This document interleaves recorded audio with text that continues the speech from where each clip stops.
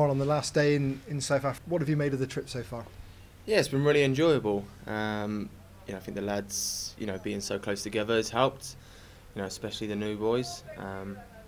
Even back home they seem to, settle in quite quickly. But I think, a trip like this really benefits them, and us as well. It helps us get to know them more. And I think, obviously the safari as well is an experience that most of us probably would never have been able to do. So, to come to a different country, even though there's not really much, to do around here at the minute.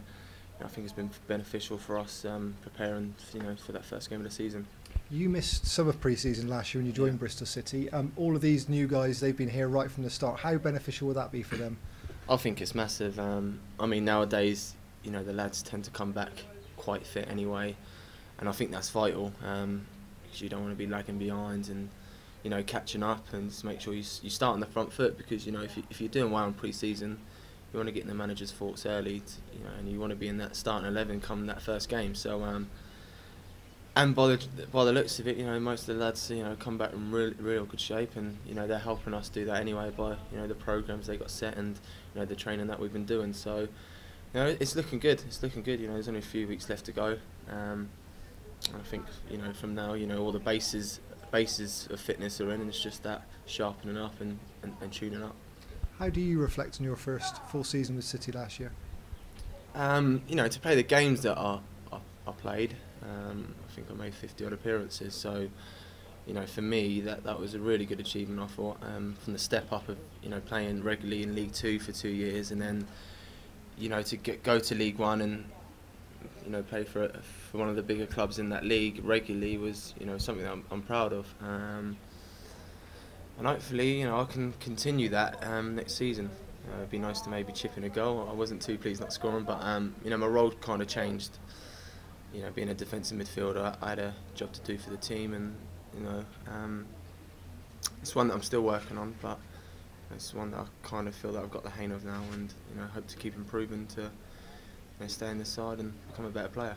Yeah, when are we going to see that first Marlon Pack goal? People like Aidan Flint can start popping up with goals. Surely you can. Well, yeah, I know. If he can score, then there's hope for everyone. So, I